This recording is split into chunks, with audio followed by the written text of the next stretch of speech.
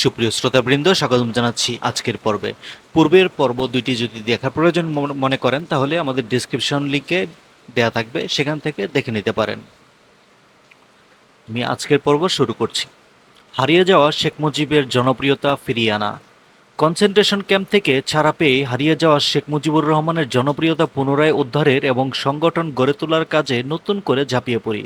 একমাত্র কাদের সিদ্দিকী ও তার কয়েকজন সাথী ছাড়া অন্য কেউ ভারতের রাজনৈতিক আশ্রয় না পাওয়ায় এস এম ইউসুফ, মুজাহিদুল ইসলাম সেলিম, শাহ মোহাম্মদ আবু জাফর, বর্তমানে জাতীয় পার্টির নেতা মোস্তফা মহসিন মন্টু, রবিউল আলম চৌধুরী, ফরিদপুরের Rumi, Abu Sayeed, doctor S A Malek সহ শেখ মুজিব নিহত হওয়ার পর যে সকল নেতাকর্মী ভারতে গিয়েছিল তারা সকলেই একে একে দেশে ফিরে আসেন। হেদায়েতুল ইসলাম কাজল, গোলাম মোস্তফা খান মিরাজ, আব্দুস সামাদ পিন্টু, মোবারক হোসেন সেলিম, শামীম আফজাল, রাজশাহীর বজলুর রহমান ছানা এবং রানা সহ আরও কিছু সাথী বন্ধু মিলে সারা দেশের সবকটি বিশ্ববিদ্যালয়, কলেজ এবং অঞ্চলে নতুন করে দ্রুত সংগঠন গড়ে তুলতে থাকি। বিশেষ দায়িত্ব হিসেবে আমি ঢাকা শহরের সবকটি কলেজ এবং মহল্লায় সংগঠন গড়ে তুলি। আমরা শুধু ছাত্র সংগঠন গড়ে তুলেই ক্ষান্ত হলাম না, যুবলীগ, কৃষক লীগ এমনকি মূল সংগঠন আওয়ামী লীগও আমরা গঠন করে দিতাম। আমাদের কর্মী সৃষ্টি ও কর্মী সংগ্রহ অভিযান দ্রুত গতিতে চলতে থাকে এবং আমরা দারুণভাবে সংগঠিত ও শক্তিশালী হতে থাকি। আব্দুর রাজ্জাক, এস এম ইউসুফ, শাহ মোহাম্মদ আবু জাফর, রবিউল আলম চৌধুরী ও শফিকুল আজিজ মুকুল এবং আমাদের মধ্যে একটি অঘোষিত চেন অফ কমান্ড তৈরি হয়। অন্যদিকে কিশোরগঞ্জ থেকে আসা মঞ্চ কাঁপানো ও ব্যাপক সাড়া জাগানো বক্তা ও সবচেয়ে জনপ্রিয় ছাত্রনেতা ফজলুর রহমান এর সাংগঠনিক দক্ষতা এবং সব মিলে 15ই আগস্টে শেখ মুজিবের সাথে নিহত হয়ে যাওয়া শেখ মুজিবের জনপ্রিয়তা এবং সংগঠন নতুন প্রাণ পেতে থাকে। প্রকাশ্যে ফজলু জাহাঙ্গীরদের বক্তৃতা, বিবৃতি এবং আমাদের নীতি ও আদর্শের রাজনৈতিক প্রশিক্ষণ এবং কর্মী সৃষ্টি, এই দুয়ে মিলে রাজনীতিতে এবং দেশের নতুন পোলারাইজেশন বা মেরুদণ্ডকরণ করা হয়। জহুরা তাজউদ্দিন আওয়ামী লীগের আহ্বায়িকা, আব্দুর রাজ্জাক আওয়ামী লীগের চালিকা শক্তি। ৭১-এর আমাদের মহান মুক্তিযুদ্ধের সময় আমরা যা পেয়েছিলাম এবং স্বাধীনতার পর আমরা যা হারিয়েছি, সেই ন্যায়, নীতি, আদর্শ, ত্যাগ সর্বোপরি আমাদের জন্য মানুষের ভালোবাসা, ভোগে নয় ত্যাগেই প্রকৃত সুখ। দেশ ও মানুষের জন্য নিজেকে বিলিয়ে দেওয়া হারিয়ে যাওয়া চেতনা আবার ফিরে আনতে হলো। হোটেল ইডেনে শেখ মুজিবের মৃত্যুর পর আওয়ামী লীগের দ্বিতীয় সম্মেলন হলো। প্রথম সম্মেলনে জহুরা তাজউদ্দিনকে আহ্বায়িকা করে আওয়ামী লীগ কেন্দ্রীয় কমিটি গঠিত হলো। দ্বিতীয় সম্মেলনে কর্মীদের আপত্তি ও ঘোরতর বিরোধিতা সত্ত্বেও সৈয়দা জহুরা তাজউদ্দিনকে বাদ দিয়ে আব্দুল মালেক উকিলকে আওয়ামী লীগের সভাপতি ও আব্দুর রাজ্জাককে সাধারণ সম্পাদক করা হলে আমরা কিছুটা চিন্তিত হই এই ভেবে যে মালেক উকিল প্রেসিডেন্ট হলেও পার্টির চালিকা শক্তি থেকে যায় সেক্রেটারি আব্দুর রাজ্জাকের হাতেই। এই পরিস্থিতিতে আওয়ামী লীগের সঙ্গে অঙ্গ সংগঠন এবং মূল শক্তি ছাত্রলীগের সম্মেলন হয়। সম্মেলনে যারা দেশের ছাত্র প্রতিনিধিদের ফজলু জাহাঙ্গীর প্যানেলের একক দাবি থাকলেও অজ্ঞাত কারণে কাদের জন্য প্যানেল করা হয়। ওবায়দুল কাদেরকে সভাপতি ও বাহলুল মজনুন চুন্নুকে সাধারণ সম্পাদক করা হয়। পরে জানা যায় মালেক রাজ্জাক নিজেদের মধ্যে ভাগাভাগি করে কাদের চুন্নু প্যানেল করে। এতে আমরা যারা আদর্শের জন্য নিবেদিত প্রাণ তারা খুবই মর্মাহত হই। বাহালুল মজনুন চুন্নু নিজ শ্রম ও ব্যক্তিগত আচার ব্যবহারের মাধ্যমে নিজেকে সাধারণ সম্পাদক হিসেবে মানিয়ে নিতে পারলেও সভাপতি হিসেবে ওবায়দুল কাদের কখনোই নিজেকে প্রতিষ্ঠিত করতে পারা তো দূরের কথা, একজন সাধারণ ছাত্রনেতা হিসেবেও দাঁড় করাতে পারেনি। ডাকসুর নির্বাচনে তিনবার প্রতিদ্বন্দ্বিতা করে প্রতিবারই ভোট পেয়েছে জামানত বাজেয়াপ্ত হওয়ার সামান্য কিছু পরে। কিন্তু বাহালুল মজনুন চুন্নু সাধারণ ছাত্র সমাজের কাছে একজন বিনয়ী, কর্মঠ ছাত্রনেতা হিসেবে নিজেকে প্রমাণ করতে পেরেছেন। ১৯৭৯ সালে মুক্তিযোদ্ধা রাষ্ট্রপতি জেনারেল জিয়াউর রহমান রাষ্ট্রপতি নির্বাচন দিলে আওয়ামী লীগ সরাসরি নিজ দলের প্রার্থী না দিয়ে গণতান্ত্রিক ঐক্য জোটের মাধ্যমে মুক্তিযুদ্ধের প্রধান সেনাপতি জেনারেল আতাউল গনি উসমানীকে মুক্তিযোদ্ধা রাষ্ট্রপতি জেনারেল জিয়াউর রহমানের বিপরীতে রাষ্ট্রপতি প্রার্থী করে।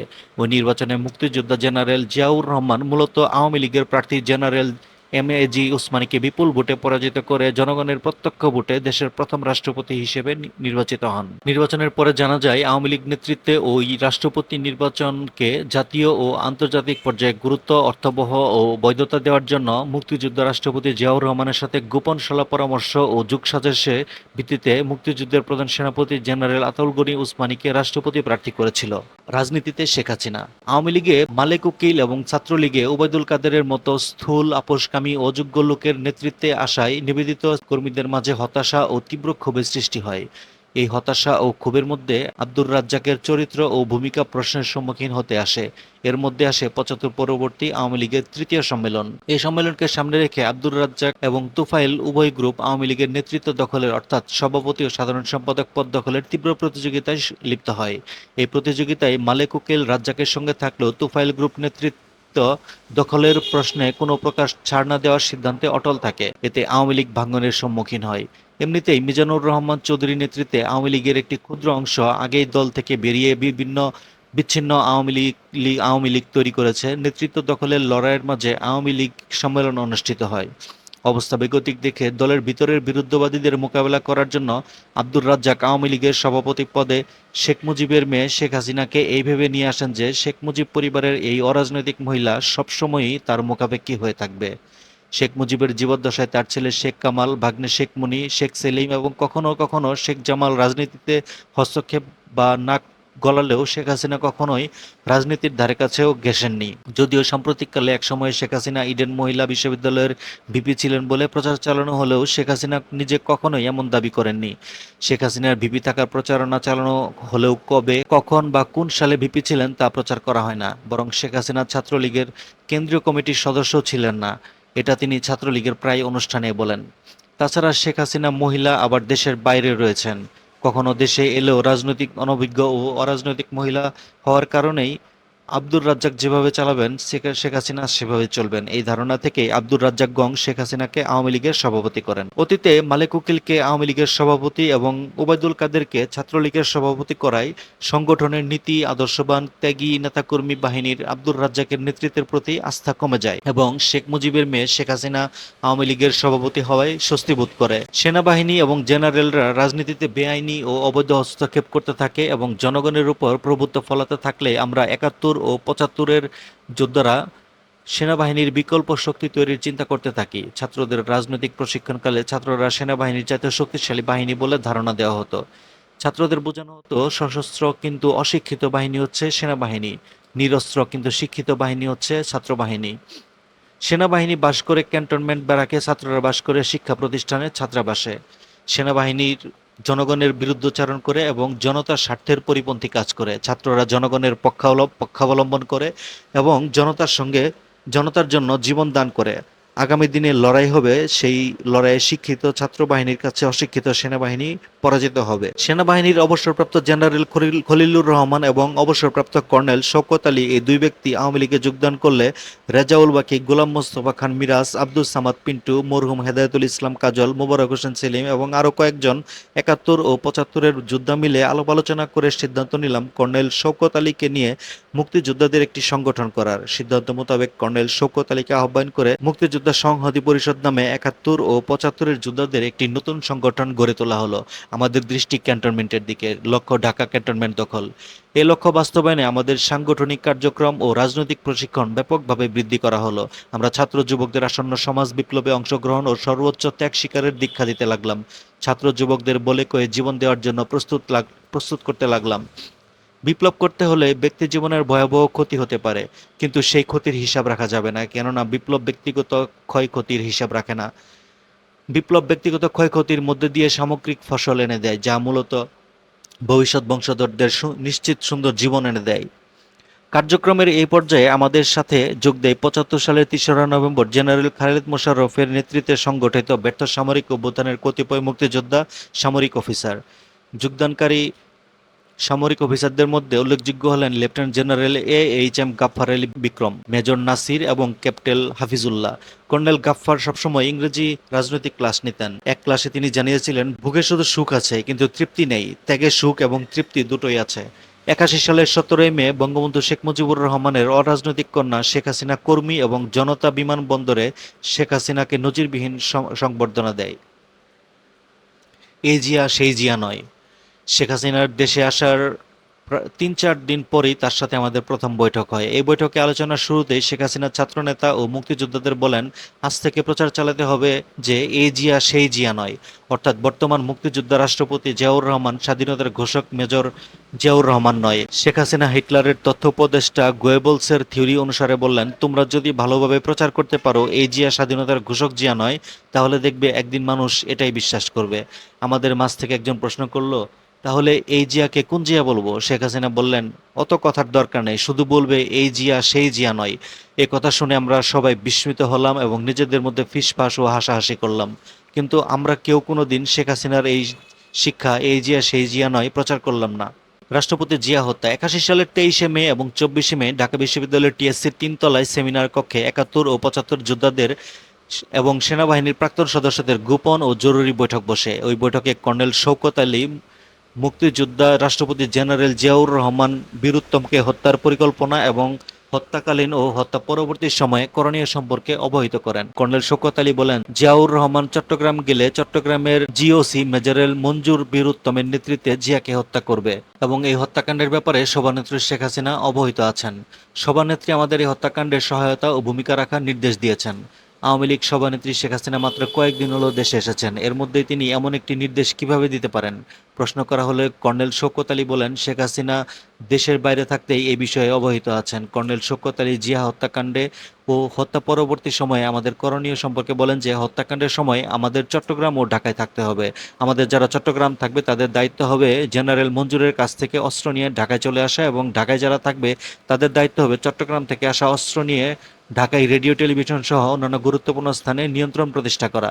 আমাদের মধ্যে একজন কবে নাগাদ এই হত্যাকাণ্ড হতে পারে প্রশ্ন করায় কর্নেল শওকত বলেন, এখন থেকে যে কোনো সময় হতে পারে। যখনই জিয়াউর রহমান চট্টগ্রামে যাবেন তখনই তাকে হত্যা করা হবে। কর্নেল শওকত আরও বললেন, জিয়া হত্যা সংগঠন পর্যন্ত সেনাবাহিনী প্রধান জেনারেল এইচ.এম. এরশাদ সহ অন্যান্য জেনারেলগণ এবং রাষ্ট্রপতি জিয়াউর রহমানের গার্ড রেজিমেন্টের কর্নেল মাহফুজুর রহমান ও অভ্যুত্থানের নেতা জেনারেল মঞ্জুরের সাথে থাকবেন। কিন্তু যে মুহূর্তে জিয়া হত্যা সংগঠিত হয়ে যাবে সেই মুহূর্ত থেকে এরা বিভক্ত হয়ে পড়বে এবং দ্বন্দ্ব শুরু করবে। সেনাবাহিনী প্রধান জেনারেল এরশাদের নেতৃত্বে থাকবে পাকিস্তান প্রত্যাগত অফিসার ও জওয়ান সহ ঢাকার জেনারেলগণ। অন্যদিকে জেনারেল মঞ্জুরের নেতৃত্বে থাকবে চট্টগ্রামের মুক্তিযোদ্ধা সামরিক অফিসার ও জওয়ানরা। জিয়া হত্যার পর জেনারেল এরশাদের আনুগত্যশীল সেনাবাহিনী এবং জেনারেল মঞ্জুরের আনুগত্যশীল সেনাবাহিনীর লড়াই হবে, যুদ্ধ হবে।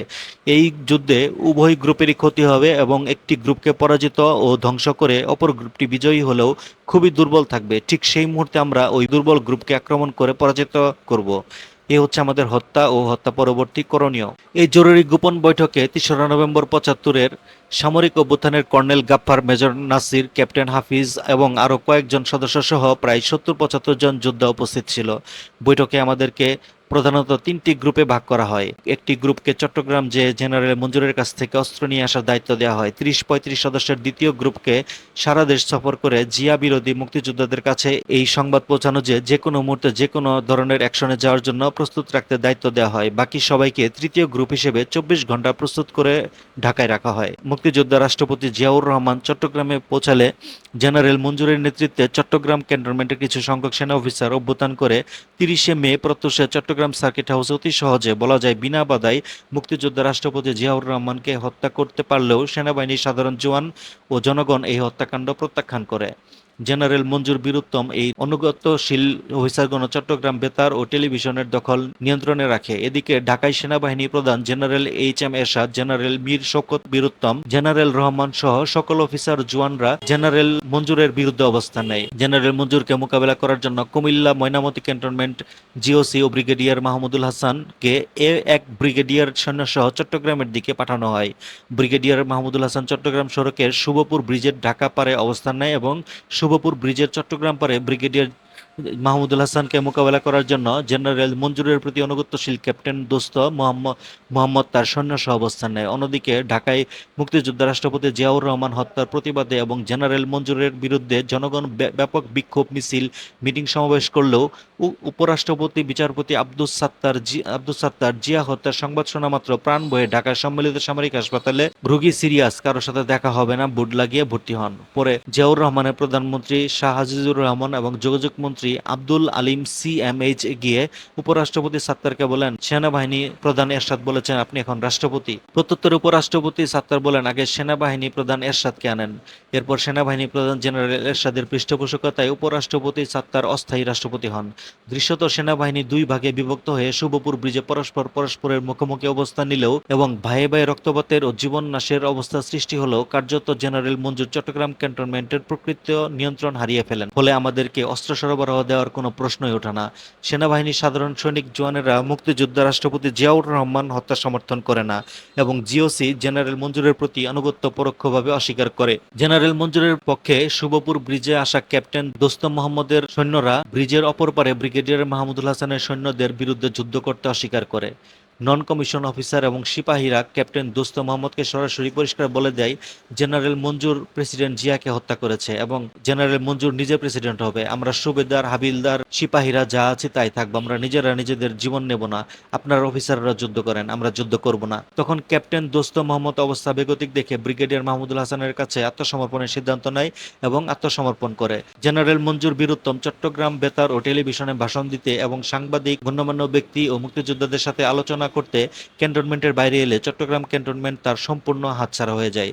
সেনাবাহিনীর বিশেষত নন কমিশন এবং জওয়ানেরা মুক্তিযোদ্ধা রাষ্ট্রপতি জিয়াউর রহমানের প্রতি এতই আনুগত্যশীল ছিল যে সুযোগ পাওয়া মাত্রই মুহূর্তের মধ্যে তারা জেনারেল মঞ্জুর বীরুত্তমের বিরুদ্ধে বিদ্রোহ করে। ফলে জেনারেল মঞ্জুর ও তার প্রতি আনুগত্যশীল অফিসাররা আর ক্যান্টনমেন্টে ফিরে যেতে তো পারেনি, বরং পালিয়েও যেতে পারেনি। পালিয়ে যাওয়ার সময় দৃশ্যত অস্থায়ী রাষ্ট্রপতি আব্দুস সাত্তার সরকারের প্রতি আনুগত্যশীল কিন্তু প্রকৃত অর্থে মুক্তিযোদ্ধা জিয়াউর রহমানের প্রতি অনুগত্যশীল সৈন্যদের আক্রমণে মঞ্জুর সমর্থিত কয়েকজন অফিসার হতাহত হলেও মেজর খালেদ ও মেজর মুজাররফ পালিয়ে ভারত সীমান্তের দিকে না গিয়ে ঢাকা আসতে সমর্থ হয় এবং কর্নেল শওকত আলীর শেল্টারে থাকে। অন্যদিকে জেনারেল মঞ্জুর বীরুত্তম সহ তার আরো কয়েকজন অনুগামী অফিসার জিয়া সৈনিকদের হাতে গ্রেপ্তার হলে জিয়াউর রহমান হত্যায় নিরাপদ দূরত্ব থেকে জড়িত তৎকালীন সেনাবাহিনী প্রধান জেনারেল এইচ.এম. এরশাদ গ্রেপ্তারকৃত জেনারেল মঞ্জুরকে সঙ্গে সঙ্গে হত্যা করেন। জেনারেল এরশাদ জিয়া হত্যায় তার সংশ্লিষ্ট যাতে প্রকাশ্য না হয়ে পড়ে সেজন্য জেনারেল মঞ্জুর বীরুত্তমকে গ্রেপ্তার হওয়ার সঙ্গে সঙ্গে হত্যা করা হয়।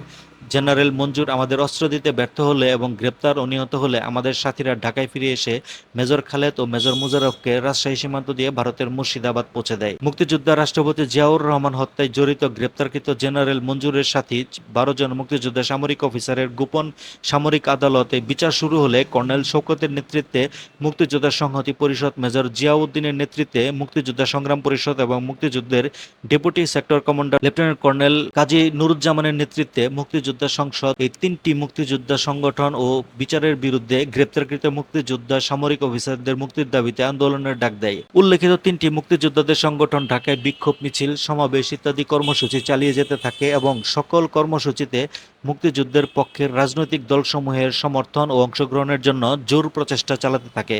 কিন্তু একমাত্র আব্দুর রাজ্জাক ছাড়া অন্য কোনো রাজনৈতিক নেতাকে ওই সময় পাওয়া যায়নি। মুক্তিযোদ্ধা সামরিক অফিসারদের মুক্তির জন্য মুক্তিযোদ্ধাদের আন্দোলন সত্ত্বেও মুক্তিযোদ্ধা রাষ্ট্রপতি জিয়াউর রহমান হত্যার অভিযোগে সামরিক আদালতে গোপন বিচারে 12 জন মুক্তিযোদ্ধা সামরিক অফিসারের ফাঁসিতে মৃত্যুদণ্ড কার্যকর করা হলো।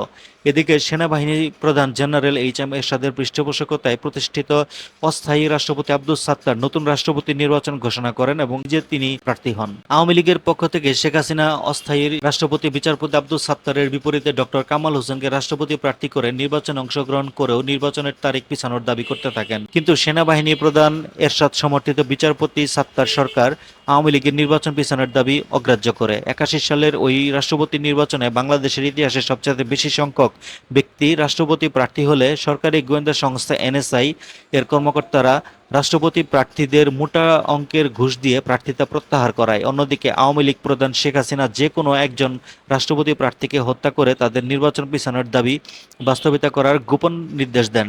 উল্লেখ্য, এক প্রার্থী খুন হলে নির্বাচনী আইন অনুযায়ী ওই নির্বাচন 3 মাসের জন্য স্থগিত হয়ে যাবে। প্রার্থী হত্যায় শেখ হাসিনার গোপন নির্দেশ বাস্তবিত না হওয়ায় এবং সাত্তার সরকার আওয়ামী লীগের নির্বাচন পেছানোর দাবি মেনে না নেওয়ায় নির্দিষ্ট সময়ে রাষ্ট্রপতি নির্বাচন হয় এবং সেই নির্বাচনে সেনাবাহিনী সমর্থিত বিএনপি প্রার্থী বৃদ্ধ বিচারপতি আব্দুস সাত্তার বিপুল ভোটের ব্যবধানে আওয়ামী লীগ প্রার্থী ডক্টর কামাল হোসেনকে পরাজিত করে রাষ্ট্রপতি নির্বাচিত হন। বিচারপতি সাত্তার রাষ্ট্রপতি হলে মূলত ক্ষমতা থেকে যায় সেনাবাহিনী প্রধান জেনারেল এরশাদের হাতে। জেনারেল এরশাদ যখন যেভাবে খুশি সেভাবে রাষ্ট্রপতি সাত্তারকে পরিচালনা করতে থাকেন। প্রকৃত অর্থে জনগণের ভোটে নির্বাচিত রাষ্ট্রপতি আব্দুস সাত্তার হয়ে যান সেনাবাহিনী প্রধান জেনারেল এরশাদের নাচের পুতুল।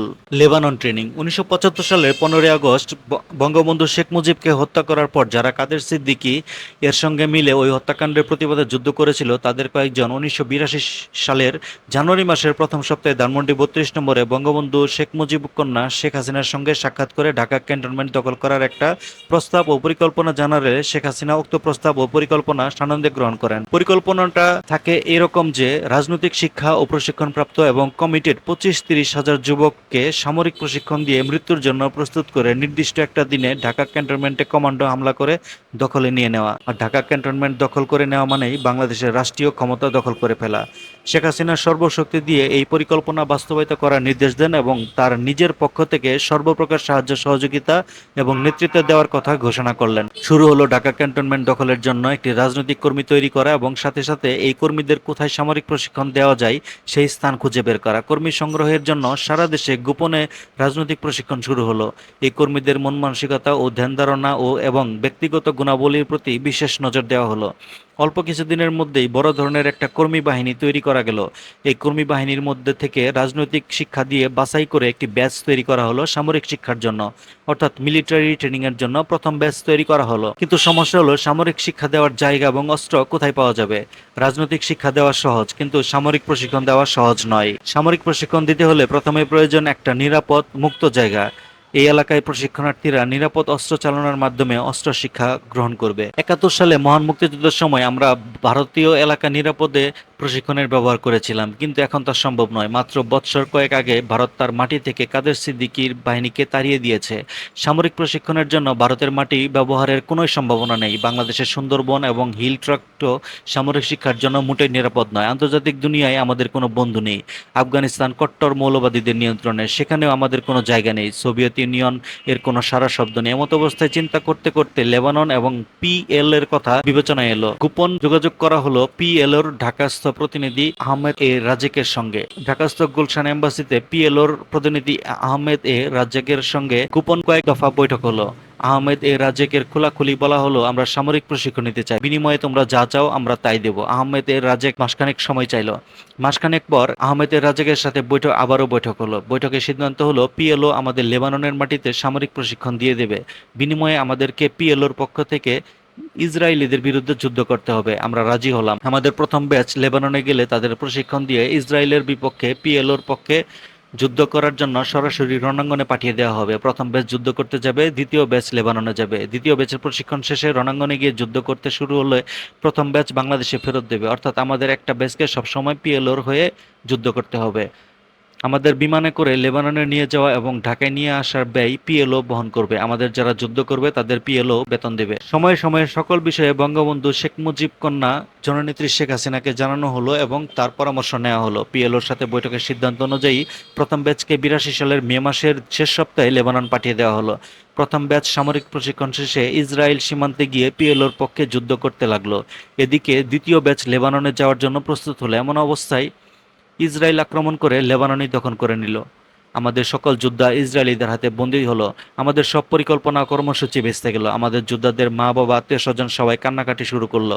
মুজিব কন্যা শেখ হাসিনা বেমালুম সব ভুলে গেলেন, নিঃশব্দ নীরব রইলেন। আমাদের ছেলেদের ব্যাপারে কোনোদিন আর কোনো কথা বললেন না। অতঃপর অতি কষ্টে পাকিস্তান রেড ক্রসের মাধ্যমে ইসরায়েলের হাতে বন্দী আমাদের যোদ্ধাদের দেশে ফিরিয়ে আনা হলো। এরশাদের ক্ষমতা গ্রহণের আমন্ত্রণ। এদিকে আওয়ামী লীগ সভানেত্রী শেখ হাসিনা সেনাবাহিনীর প্রধান জেনারেল এইচ.এম. এরশাদ রাষ্ট্রীয় ক্ষমতা দখলের পূর্ণাঙ্গ আমন্ত্রণ জানাতে থাকেন। জননেত্রী শেখ হাসিনা জনগণের পক্ষ থেকে জেনারেল এরশাদকে ক্ষমতা দখলের ব্যাপারে সর্বপ্রকার সাহায্য সহযোগিতার আশ্বাস দিতে থাকেন। নির্বাচিত রাষ্ট্রপতি ও সরকার উৎখাত করে সামরিক বাহিনীর রাষ্ট্রীয় ক্ষমতা দখল করার ব্যাপারে জেনারেল এরশাদ এবং বঙ্গবন্ধু কন্যা শেখ হাসিনার 4-5 দফা গোপন বৈঠক অনুষ্ঠিত হয়। অতঃপর জেনারেল এরশাদ সামরিক অভ্যুত্থানের ইতিহাসে নজিরবিহীন দৃষ্টান্ত স্থাপন করে ক্ষমতা দখলের অনেক আগেই ঢাকা সেনানিবাসে সংবাদপত্রের সম্পাদকদের বৈঠকে ডেকে সামরিক অভ্যুত্থানের ঘোষণা দেন। 82 সালের মার্চের 24 তারিখ জেনারেল এরশাদ বিনা বাধায় বিনা বাক্যে জনগণ কর্তৃক নির্বাচিত রাষ্ট্রপতি বিচারপতি আব্দুস সাত্তারকে রাষ্ট্রপতি ভবন বঙ্গভবন থেকে গলা ধাক্কা দিয়ে বের করে দেন এবং পরের দিন আবার কলার ধরে নিয়ে এসে রেডিও টেলিভিশনে নিজের অযোগ্যতা ও তার সরকারের দুর্নীতি স্বজনপ্রীতি ইত্যাদি কারণে স্বেচ্ছায় সেনাবাহিনী প্রধান এরশাদের নিকট ক্ষমতা হস্তান্তর করে তিনি সেনাবাহিনী বিদায় নিলেন এ মর্মে ভাষণ দিতে বাধ্য করে। অশীতিপুর বৃদ্ধ অথর্ব রাষ্ট্রপতি বিচারপতি আব্দুস সাত্তার প্রাণ ভয়ে কাপুরুষের মতো নীরবে নিঃশব্দে প্রাণ নিয়ে বিদায় নিলেন। সেনাবাহিনী প্রধান লেফটেন্যান্ট জেনারেল হোসেন মোহাম্মদ এরশাদ দেশে সামরিক আইন জারি করলেন এবং তিনি স্বয়ং হলেন প্রধান সামরিক আইন প্রশাসক ও বিচারপতি এএফএম আহসানুল্লাহ চৌধুরীকে বললেন, ক্ষমতাবিহীন নামমাত্র রাষ্ট্রপতি শেখ হাসিনার গুপর আমন্ত্রণে ও সহযোগিতায় জেনারেল এরশাদ সর্বময় ক্ষমতার মালিক হয়ে জগদ্দল পাথরের ন্যায় জনগণের বুকে চেপে বসল। ৮৩ মধ্য ফেব্রুয়ারি ছাত্র হত্যা।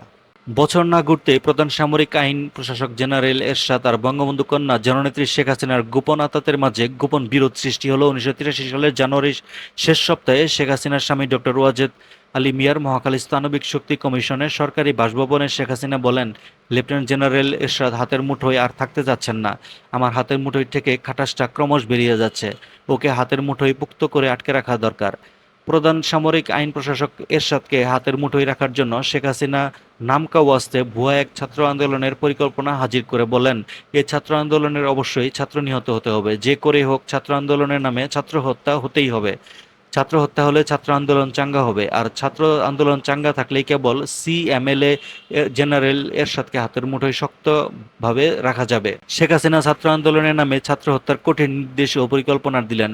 কোনো আততায়ী বা অজ্ঞাত ঘাতকের হাতে ছাত্র হত্যা হলে কাজ হবে না, ছাত্র হত্যা হতে হবে সামরিক শাসক এরশাদের মিলিটারি অথবা পুলিশের হাতে।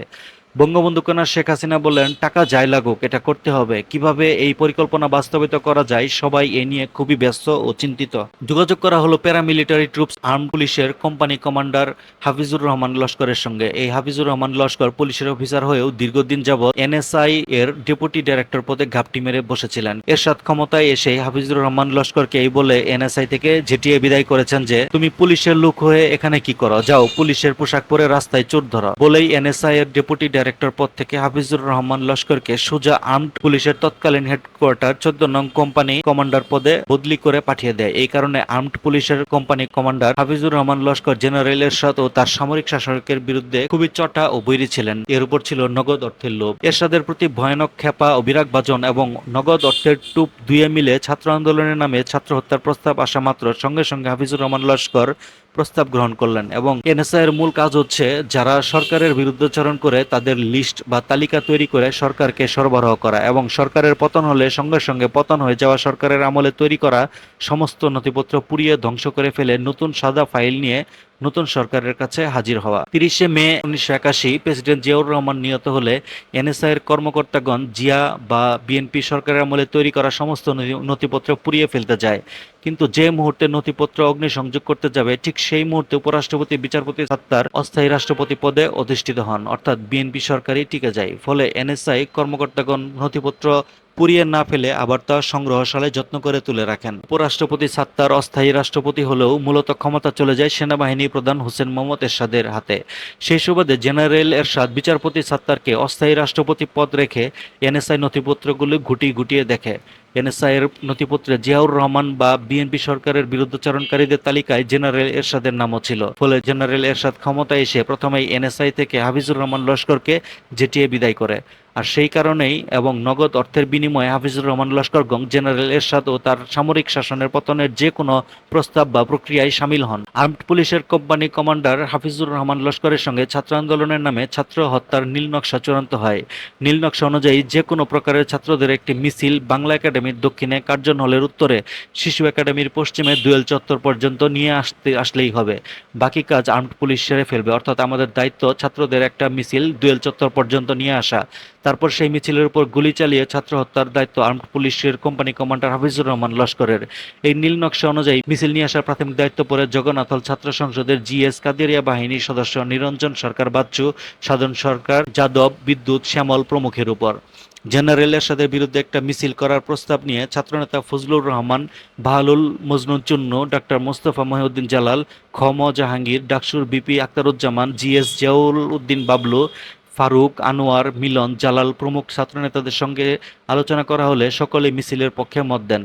ফেব্রুয়ারি মাসের দ্বিতীয় সপ্তাহের প্রথমেই মিছিলের তারিখ নির্ধারণ হলো এবং মিছিল শিক্ষা ভবন পর্যন্ত যাওয়ার সিদ্ধান্ত হলো। সিদ্ধান্ত মোতাবেক কলা ভবন থেকে ছাত্র মিছিল শুরু হলো। এদিকে শিশু একাডেমির কাছে আর্মড পুলিশ নিয়ে মিছিলে গুলি করে ছাত্র হত্যার জন্য পূর্ণ প্রস্তুতি নিয়ে হাফিজুর রহমান লস্কর চাতক পাখির ন্যায় অপেক্ষা করতে থাকলো, কিন্তু কিছুতেই মিছিলকে কলা ভবনের আশেপাশের বাইরে নেওয়া গেল না। অধিকাংশ ছাত্রনেতা মিছিল নিয়ে এগিয়ে যেতে চাই মুখে অস্বীকার না করলেও কার্যত মিছিল নিয়ে কেউ কলা ভবনের বাইরে গেল না। ফলে নীল নকশা ভেস্তে যাওয়ায় আমরা উত্তেজিত হয়ে ছাত্রনেতাদের লাঞ্ছিত করলাম এবং কোনো ছাত্রনেতাকে শারীরিকভাবে আঘাত করলাম। আবার ছাত্র মিছিলের নতুন তারিখ নির্ধারিত হলো। আগামী 14 ফেব্রুয়ারি 1983 পহেলা ফাল্গুন ছাত্র মিছিল করবে এবং মিছিল শিক্ষা ভবন অভিমুখে যাওয়ার সিদ্ধান্ত হলো। 12 ফেব্রুয়ারি 83 সকাল 8টায় 14 নং মিরপুর আর্মড পুলিশের হেডকোয়ার্টারের এনএসআই এর সাবেক কর্মকর্তা পুলিশের সিনিয়র এসপি আর্মড পুলিশের কোম্পানি কমান্ডার হাফিজুর রহমান লস্করকে আগামী 14 ফেব্রুয়ারি ছাত্র মিছিলের চূড়ান্ত তারিখ অবহিত করা হলো এবং 13 ফেব্রুয়ারি রাত 8টায় হাফিজুর রহমান লস্করের মিরপুর 2 নম্বরের বাসায় আগামীকাল 14 ফেব্রুয়ারি সকাল 10টায় যে কোনো কিছু বিনিময়ে ছাত্র মিছিল শিশু একাডেমি পর্যন্ত নিয়ে যাওয়ার কর্মসূচি নিশ্চিত করা হলো এবং নগদ অর্থ প্রদান করা হলে তিনিও ছাত্র হত্যার জন্য প্রস্তুত বলে চূড়ান্তভাবে জানান। রাত 11টায় ঢাকা বিশ্ববিদ্যালয়ের জগন্নাথ হলের অ্যাসেম্বলি বিল্ডিং এর জগন্নাথ হল ছাত্র সংসদের সাধারণ সম্পাদক 75-এর কাদিরিয়া বাহিনীর সদস্য জননেতা নিরঞ্জন সরকার বাচ্চুর রুমে সর্বশেষ গোপন বৈঠক হয়।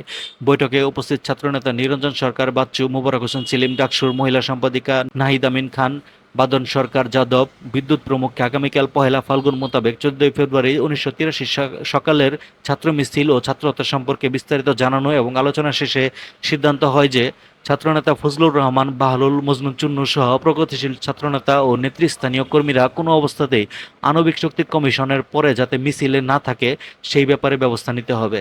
আজ পহেলা ফাল্গুন 14 ফেব্রুয়ারি 1983। ফুল ফুটুক আর নাই ফুটুক, আজ বসন্ত। ঋতুর রাজা বসন্তের এই সমীরণে আজ সবাই উদ্বেলিত। বাঙালি রমণীরা লাল পেরে হলুদ শাড়ি পরে ভোর না হতেই ঘর থেকে বেরিয়ে এসেছে বসন্তকে অবগাহন করতে। ঢাকা বিশ্ববিদ্যালয়ের রোকেয়া ও শামসুন্নাহর হলের ছাত্রীরা খুব ভোর থেকে লাল পেরে বাসন্তী রঙের শাড়ি পরে বসন্ত উৎসবে মেতে উঠেছে। বসন্ত উৎসবের মুখর বিশ্ববিদ্যালয়। লাল পার হলুদ বর্ণের শাড়ি পরে কোনো ছাত্রী বিশ্ববিদ্যালয়ের ক্যাম্পাস ছেড়ে মনের মানুষের সাথে বসন্ত উৎসব করতে দূর দূরান্তে চলে যাচ্ছে। ঢাকা বিশ্ববিদ্যালয়ের এলাকায় লাল পেরে হলুদ শাড়ি সমারোহ। আজিয়ে বসন্তে সবাই বসন্তের দোলায় দুলছে। কেউ জানে না একটু পর কি ঘটতে যাচ্ছে, কে নিহত হতে যাচ্ছে, কোন স্নেহময়ী মাতার বুক খালি হতে যাচ্ছে, কোন পিতার সন্তান হারা হচ্ছে। বেলা 10টার দিকে কলা ভবনের সামনে অপরাজেয় বাংলা পাদদেশে মিছিলের উদ্দেশ্যে ছাত্ররা জমায়েত হতে শুরু করে। একটি মোটরসাইকেল ধানমন্ডি 32 নম্বরে শেখ হাসিনা বিশ্ববিদ্যালয় এবং আর্মড পুলিশের হাফিজুর রহমান লস্করের সাথে সার্বক্ষণিক যোগাযোগ রক্ষা করে যাচ্ছে।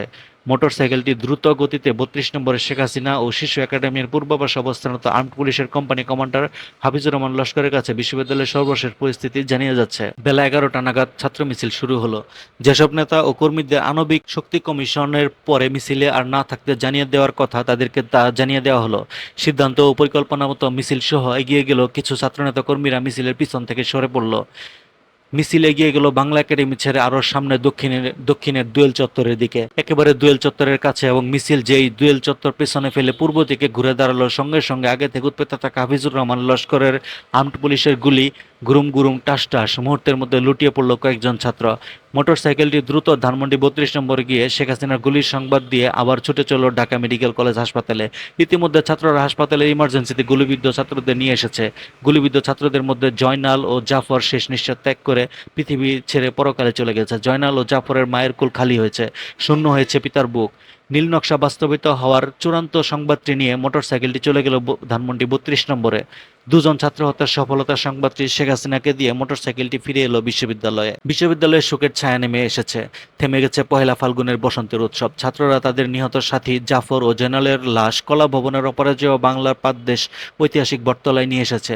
বিকেল 3টা জানাজা ও শোকসভা কর্মসূচিটা 32 নম্বরে দিলে দুপুর 2টা নাগাদ বঙ্গবন্ধু শেখ হাসিনা বিশ্ববিদ্যালয়ের বটতলা আসেন এবং তার দীর্ঘ প্রতীক্ষিত নিহত ছাত্রদের লাশ দেখে রুমাল দিয়ে চক্ষু মোছার ভান করতে করতে কোনো কর্মসূচি না দিয়েই বিশ্ববিদ্যালয় এলাকা ত্যাগ করেন। শোকে ম্রিয়মান ছাত্রছাত্রীরা বটতলায় সমবেত হতে থাকে এবং পহেলা ফাল্গুনে বসন্তের পোশাক লাল পেরে বাসন্তী রঙের শাড়ি পরে প্রত্যুষে ক্যাম্পাসের বাইরে যাওয়া রোকেয়া ও শামসুন্নাহর হলের ছাত্রীরা বিশ্ববিদ্যালয় ক্যাম্পাসে ফিরে এসে ছাত্র হত্যার ঘটনায় শোকে বিহ্বল হয়ে বটতলায় শোক সভায় সমবেত হয়। শেখ হাসিনা বিশ্ববিদ্যালয় এলাকা ত্যাগ করে যেই সামরিক আইন প্রশাসক জেনারেল হোসেন মোহাম্মদ এরশাদের সাথে যোগাযোগ করেন এবং ছাত্র হত্যার প্রতিবাদে কোনরূপ আন্দোলনের কর্মসূচি না দেওয়ার বিনিময়ে এরশাদের কাছ থেকে কতগুলো গোপন দাবি আদায় করে নেন। ছাত্র হত্যার প্রতিবাদ প্রতিবাদে আন্দোলনের কর্মসূচি দেওয়া হবে না, এই মর্মে শেখ হাসিনার কাছ থেকে নিশ্চয়তা ও আশ্বাস পাওয়ার পর জেনারেল এরশাদ সমগ্র বিশ্ববিদ্যালয় এলাকায় চতুর্দিক থেকে নজিরবিহীন পুলিশ ও মিলিটারি হামলা চালায়। পুলিশের সাঁড়াশি হামলার মুখে ছাত্র হত্যার প্রতিবাদে বটতলায় অনুষ্ঠিত জানাজা শোকসভা সমবেত ছাত্রছাত্রীরা দিকবিদিক জ্ঞানশূন্য হয়ে দৌড়াতে থাকে, কিন্তু যেদিকেই দৌড়ায় সেদিকে পুলিশ ও আর্মির বেধড়ক মার। নিমিষের মধ্যে বটতলায় হাজার হাজার স্যান্ডেল জুতা পরে থাকা ছাড়া কোনো মানুষের চিহ্ন থাকে না। জাফর ও জয়নালের লাশ দুটি অতি কষ্টে ছাত্ররা ধরাধরি করে সূর্য সেন হলে নিয়ে যায় এবং সূর্য সেন হলের গেটের ভিতর থেকে তালা লাগিয়ে বন্ধ করে দেয়। হলের রুমের ভিতরে ছাত্র, শিক্ষক, কর্মচারী আর হলের আঙ্গিনায় সহ সারা বিশ্ববিদ্যালয়ের শুধু পুলিশ আর সেনাবাহিনী। মুহূর্তের মধ্যে পুলিশ আর আর্মি হলের কেচি গেট ভেঙে রুমের মধ্যে প্রবেশ করবে। অবস্থা বেগতিক দেখে মোটরসাইকেল আরোহী সূর্য সেন হলের দোতলা থেকে এক লাফ দিয়ে পড়ল হলের আঙ্গিনায়। আর অমনি শকুনের দল যেমনি মরা গরু ঘিরে ধরে, তেমনি পুলিশের দল মোটরসাইকেল আরোহীকে ঘিরে পেটাতে শুরু করলো। এরই মধ্যে মোটরসাইকেল আরোহী প্রাণপণে ছুটে চলল সূর্য সেন হলের বাউন্ডারি প্রাচীরের দিকে। মোটরসাইকেল আরোহী দৌড়াচ্ছে আগে আগে, পেছন থেকে শকুনের ঝাঁকের ন্যায় দৌড়াচ্ছে আর পিটাচ্ছে পুলিশ ও আর্মি। পরি কি মরি করে এক লাফে সূর্য সেন হলের প্রাচীর টপকে কাটাবন আর পলাশির রাস্তায় গিয়ে পড়ল মোটরসাইকেল আরোহী।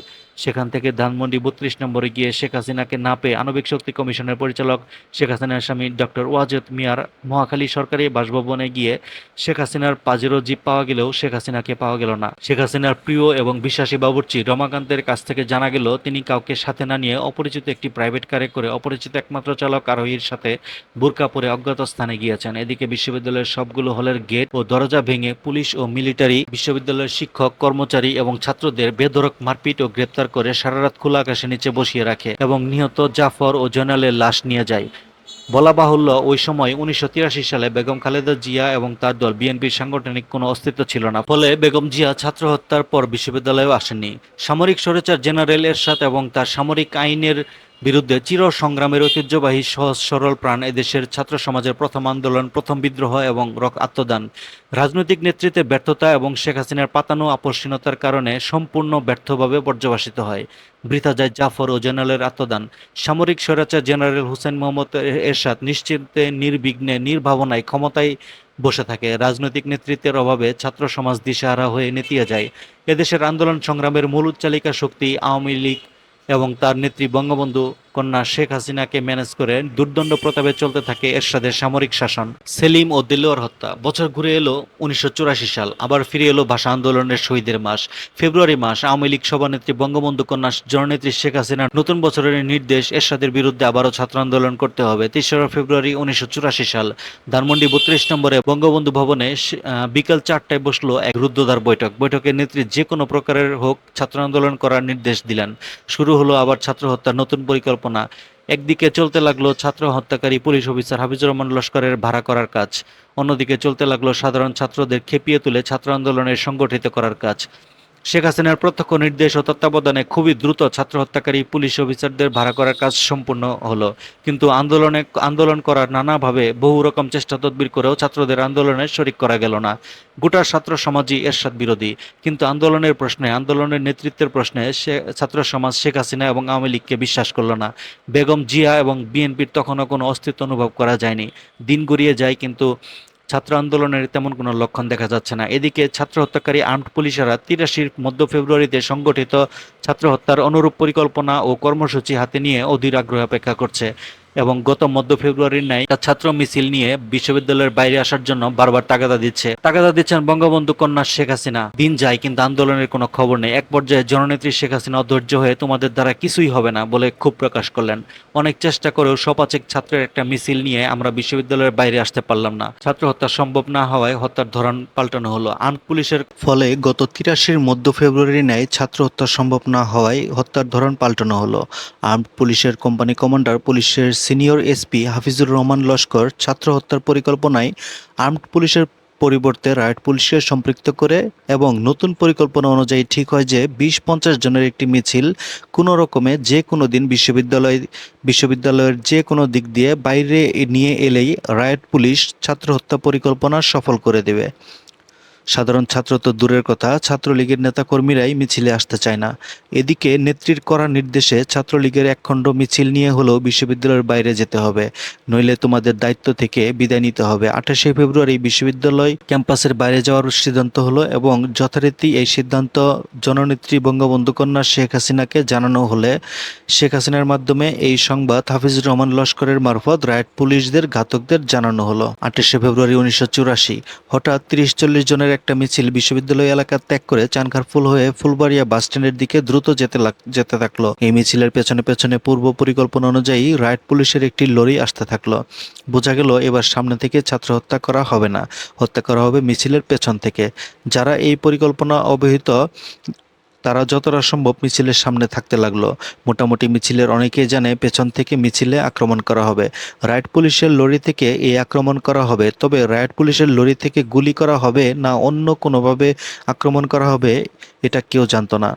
তখন বিকাল 5টা। ক্ষুদ্র ছাত্র মিছিলটি নিমতলী পার হয়ে ফুলবাড়িয়া বাসস্ট্যান্ডে ঢোকার সঙ্গে সঙ্গেই রাইট পুলিশ তাদের লরিটি বিদ্যুৎ গতিতে মিছিলের উপর তুলে দিল। মিছিলের পিছন থেকে থাকা সেলিম মুহূর্তের মধ্যে পুলিশের লরির চাকায় পিষ্ট হয়ে গেল। বাকি সবাই রাস্তার দুদিকে ছিটকে পড়ে প্রাণে বাঁচলেও দেলোয়ার সোজা দৌড়াতে থাকলো। প্রাণ ভয়ে দেলোয়ার দৌড়ায় আগে, দেলোয়ারের প্রাণ বোধ করতে পিছনে দ্রুত ছুটছে রাইট পুলিশের লরি। মিনিট দুয়েকের মধ্যে দেলোয়ারের দেহ চাকায় পিষে রাস্তার সাথে মিশিয়ে দেয় পুলিশের লরি। দেলোয়ারের দেহ এমনভাবে রাস্তার সাথে মিশিয়ে দেওয়া হয়েছে যে এটা যে দেলোয়ারের দেহ তা বোঝা তো দূরের কথা, এটা যে একটা মানুষের দেহ তাই বোঝা যাচ্ছে না। আর পেছনে পিছিয়ে আছে সেলিমের দেহ। ধানমন্ডি 32 নম্বরে বঙ্গবন্ধু ভবনে সংবাদের জন্য অধীর আগ্রহে উৎসুক হয়ে বসে থাকা বঙ্গবন্ধু কন্যা জননেত্রী সভানেত্রী শেখ হাসিনাকে রাইট পুলিশের চাকায় পিষ্ট হয়ে সেলিম ও দেলোয়ারের নিহত হওয়ার সংবাদটি পৌঁছালো মোটরসাইকেল আরোহী। ছাত্রলীগের দুজন নেতার নিহত হওয়ার সংবাদটি শুনে শেখ হাসিনা পুলকিত ও আনন্দিত হয়ে বলে উঠলেন, সাবাস। তারপর গাড়ির ড্রাইভার জালালকে বললেন, জালাল গাড়ি লাগাও, আমি বাইরে যাব। মোটরসাইকেল আরোহীর সঙ্গে যেতে চাইলে নেত্রী বললেন, তোমরা এক কাজ করো, আগামীকাল 32-এ সবাই আসো, আজ সবাই চলে যাও। পরদিন সকালে 32-এ গিয়ে নেত্রীকে না পেয়ে মোটরসাইকেল আরোহী সোজা মহাখালী চলে গিয়ে ড্রাইভার জালাল এবং পাজেরো জিপ দেখতে পেয়ে নিশ্চিত হলো নেত্রী এখানে আছেন। কিন্তু ঘরে গিয়ে নেত্রীকে না পেয়ে বাবুর্চি রমাকান্তের কাছে জানতে পারল নেত্রী অজ্ঞাত গাড়ি আর চালকের সঙ্গে অজ্ঞাত স্থানে গিয়েছেন অনেক ভোরে। দুপুর 1টার দিকে ফিরে এসে নেত্রী খাওয়া দাওয়া করে সোজা চলে এলেন ধানমন্ডি 32 ভবনে। ছাত্রলীগের বেশ কিছু নেতা বিকেল 3টায় ধানমন্ডি 32 নম্বরে বঙ্গবন্ধু ভবনে এসে সভানেত্রী শেখ হাসিনার কাছে ছাত্রলীগ নেতা সেলিম ও দেলোয়ারকে পুলিশের লরির চাকায় পিষ্ট করে নির্মম ও নিষ্ঠুরভাবে হত্যা করার প্রতিবাদে সামরিক একনায়ক স্বৈরাচারী এরশাদের বিরুদ্ধে তীব্র আন্দোলন করার কর্মসূচি চাইলে সভানেত্রী শেখ হাসিনা এই বলে নেতাদের সান্ত্বনা দেন যে আমাদের মূল শত্রু জিয়াউর রহমান এবং তার দল বিএনপি। জিয়া তো শেষ, জেনারেল এরশাদ বিএনপির কাছ থেকে মাত্র কিছুদিন হলো ক্ষমতা দখল করেছে। আমাদের এখন প্রধান কাজ বিএনপিকে চিরতরে শেষ করে দেওয়া। এই মুহূর্তে আমরা জেনারেল এরশাদের বিরুদ্ধে সরাসরি যাব না, আমাদের মূল শত্রু বিএনপি, এটা মনে রাখতে হবে। ছাত্রনেতারা সেলিম ও দেলোয়ারের হত্যার জন্য আবেগাপ্লুত হলে শেখ হাসিনা বলেন, আবেগপ্রবণ হয়ে লাভ নেই, সময় হলেই এদের পরিবারকে পুষিয়ে দেওয়া হবে। ছাত্রনেতারা কোনো রকম কর্মসূচি ছাড়াই ভগ্ন হৃদয়ে বঙ্গবন্ধু ভবন ত্যাগ করল। দেশদ্রোহী অসভ্য বাহিনী। 3রা মে 1984 এর এক পরন্ত বিকেলে ধানমন্ডি বঙ্গবন্ধু ভবনে বসে গল্প করছেন বঙ্গবন্ধু কন্যা জননেত্রী শেখ হাসিনা সহ কয়েকজন। গল্পে গল্পে 71-এর মুক্তিযুদ্ধ ও পাকিস্তানি সেনাবাহিনীর প্রসঙ্গ উঠল। 71-এর মুক্তিযুদ্ধের মধ্য দিয়ে গড়ে ওঠা বাংলাদেশ সেনাবাহিনীর কথা। জননেত্রী শেখ হাসিনা বাংলাদেশ সেনাবাহিনী সম্পর্কে বললেন, এটা একটা বাহিনী হলো, এটা একটা বর্বর নরপিশাচ উচ্ছৃঙ্খল লোভী বেয়াদব বাহিনী।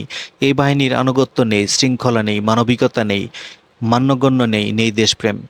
এটা একটা দেশদ্রোহী অসভ্য হায়েনার বাহিনী। তোমরা পাকিস্তান সেনাবাহিনীর কথা বলো, সারা বিশ্বে পাকিস্তান সেনাবাহিনীর মতো এত ভদ্র, নম্র, সভ্য, বিনয়ী ও আনুগত্যশীল বাহিনী খুঁজে পাওয়া যাবে না। পাকিস্তান সেনাবাহিনীর মানবিকতার বোধের কোনো তুলনায় চলে না।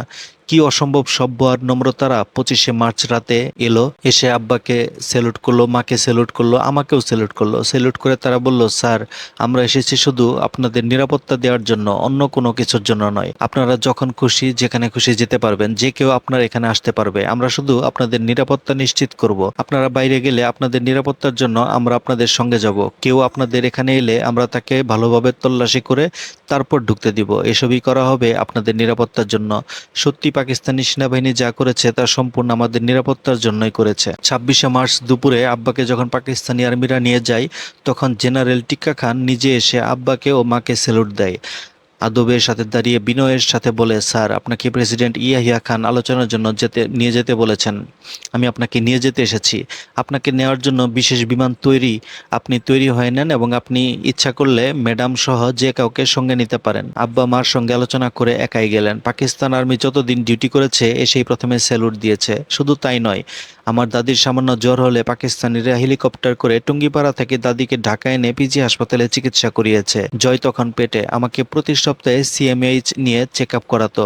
জয় হওয়ার 1 মাস আগে আমাকে সিএমএইচ এ ভর্তি করিয়েছে। 71 সালে জয় জন্ম হওয়ার পর পাকিস্তানি আর্মিরা খুশিতে মিষ্টি বাটোয়ারা করেছে এবং জয় হওয়ার সমস্ত খরচ পাকিস্তানিরাই বহন করেছে। আমরা যেখানে খুশি যেতাম, পাকিস্তানিরা 2টি জিপ করে আমাদের সাথে যেত, নিরাপত্তার জন্য পাহারা দিত। আর বাংলাদেশি আর্মিরা জানোয়ারের দল, অমানুষের দল। এই অমানুষ জানোয়ারেরা আমার বাবা, মা, ভাই সবাইকে মেরেছে। এদের যেন ধ্বংস হয়। 86 নির্বাচন।